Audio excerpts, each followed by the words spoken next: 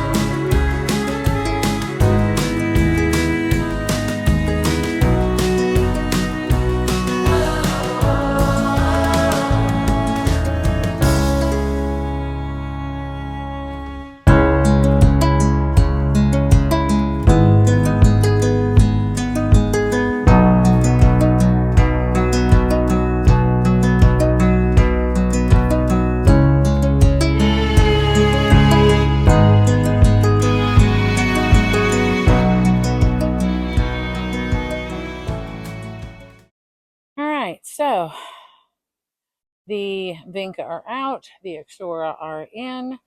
Again, this is all an experiment. This area, this pot over here gets a lot more sun than over there. My experience with Ixora, although it says it's a sun plant, the only one that actually thrived and is coming back again, still coming back, it's June, from last year, died to the dirt over the winter, is the Ixora I planted in partial light, partial sun. So even though it's listed as a sun plant, I think these will be happy here. And again, we will find out. I'm certainly not going to let all of those vinca go to waste.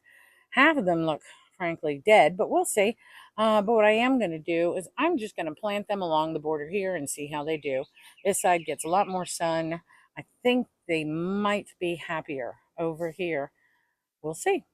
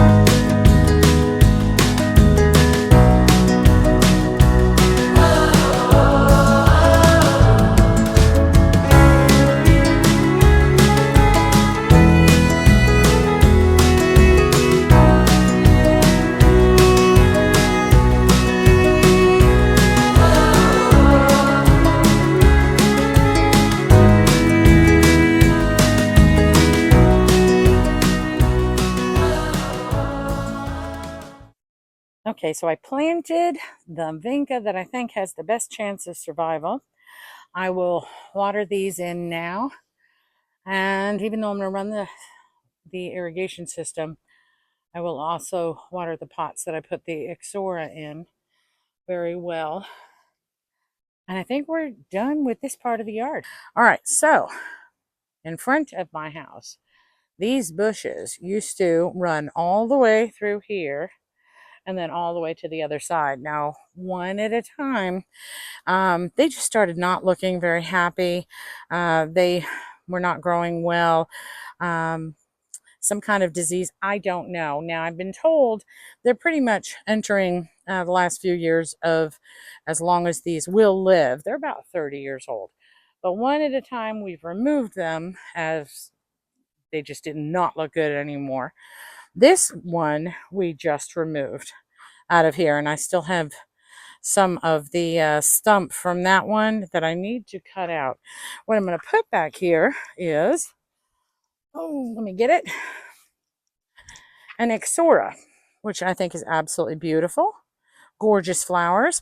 I also got a few of these in red that I'm going to be putting in the pots in the backyard, but we'll get to that in a little bit. But that I'm going to plant right in here. So it should be gorgeous, but I'm going to move you in closer so you can see what I'm doing down here. I currently have Pentas and chocolate chip ajuga. So I'm going to try to dig this out. I'm not sure how deep those roots go. On the other side of the front area here, they weren't tremendously difficult to dig out. The roots had pretty much rotted, which is probably why the bushes looked so terrible. So let's see how far we can get trying to dig this one out.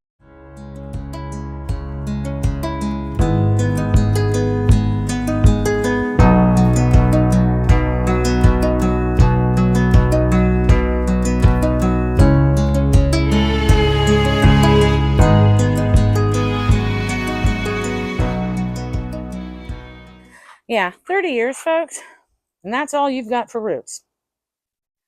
I don't know what happened. I mean, the freeze seemed to really end it about 5 years ago, and several things just did not want to come back. And the roots here are just, I mean, they're not healthy. They're not healthy at all.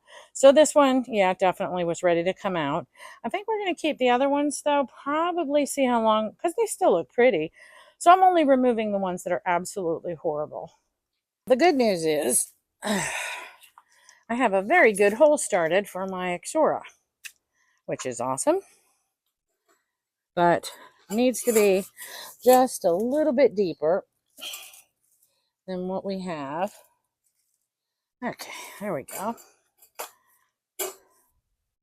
And this chocolate chip ajuga, folks, I'll put a picture, that's this, in the corner of what that looks like in the spring.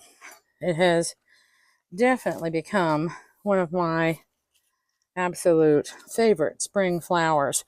And the rest of the year, I mean, it's this dark ground cover that really does maintain a lot of moisture in the soil for everything else. So, strong recommendation. Oh, I got to be careful. I've got a sprinkler system back here, so I don't want to mess with it at all. Yep. Okay, this is clear. All right, I'm just going to break it up, and then I'll scoop the soil out.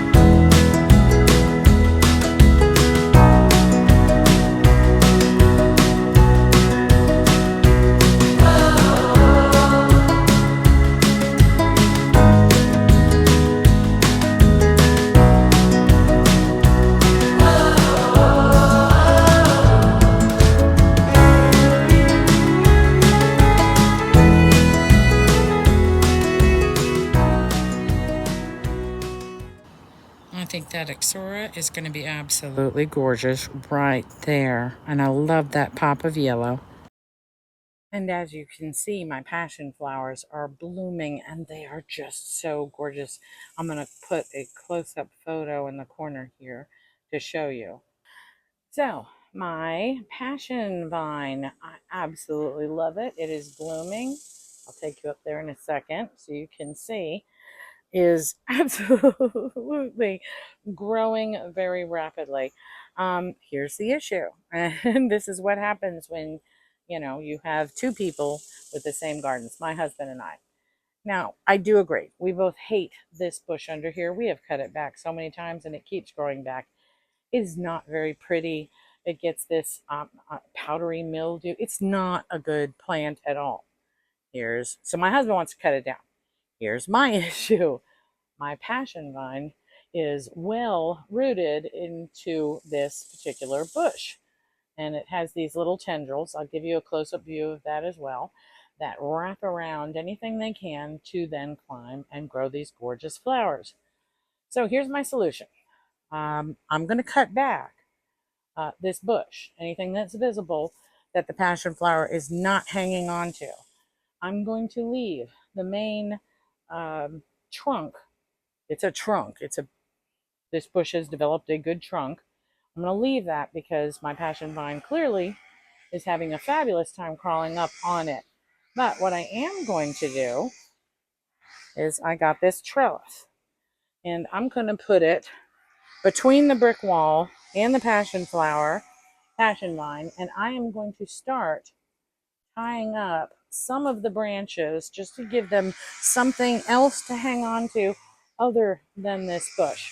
My hope is over this next winter, when this does die back, and it will die back quite a bit, we'll be able to cut that trunk down and do something so it will not grow back.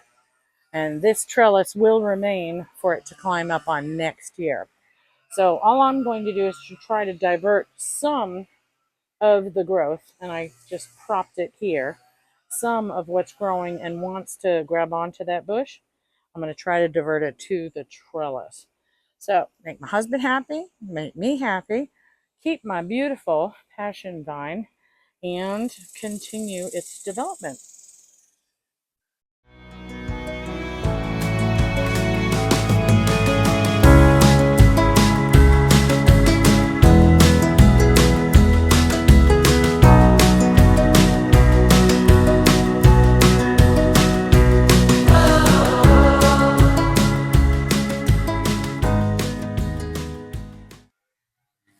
As these branches grow, they grow these very tightly wound little tendrils that grab onto anything, including other branches. So detangling them is a bit interesting. So instead of pulling them apart, as you can see, this is attached not by a branch. It's these little tendrils for all three of these branches are hanging on to each other. So I just loosened them up a tiny bit And I'm going to just for now, and again, these guys, they will hang on to anything. So as soon as this plant senses this trellis is here, it will start attaching itself. I'm just going to put a little piece of the plant Velcro just to put it in this position to hang this here. And then over here is another, well, again, set of branches that are all hanging on to each other. Let's see if I can detangle them a little bit more. Nope, I think they're good. And I think what I'm going to do is just, again, attach a little piece of Velcro over here just to let the plant understand and sense that there is a trellis here that it is free to climb on. And I think it's going to make it very happy. It's going to help lift this plant up a little, give it something to grow on going up here as an alternative to the bush. And then I will start cutting back some of these branches that we definitely do not want.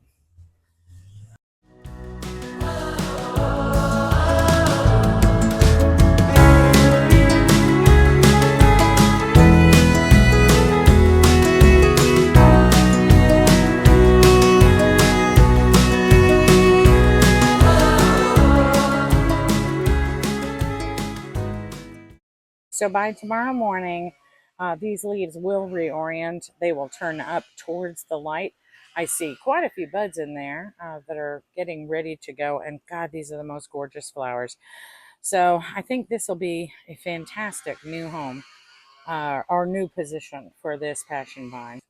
And over here, I am just going to try to do a little bit of surgery on some of these branches of this bush that we absolutely do not want, but I want to make sure that the branches I am removing, the passion vine isn't already relying on it for support.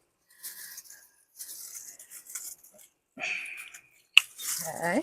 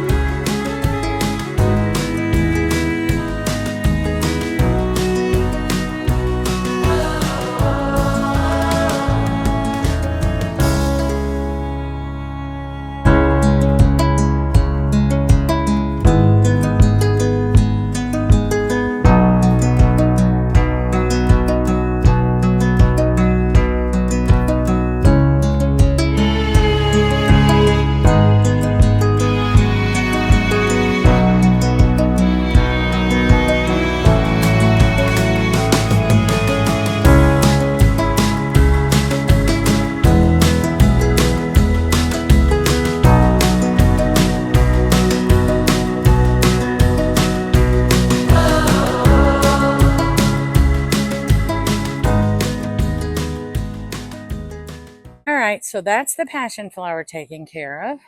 We set up the trellis here today, cut back all of the branches off of this god-awful bush that we cannot stand that has become a tree. And we're going to work on getting that trunk completely removed this winter after the passion vine actually dies back a little. But I do want to show you the absolutely gorgeous blooms we're getting from this passion flower are so pretty.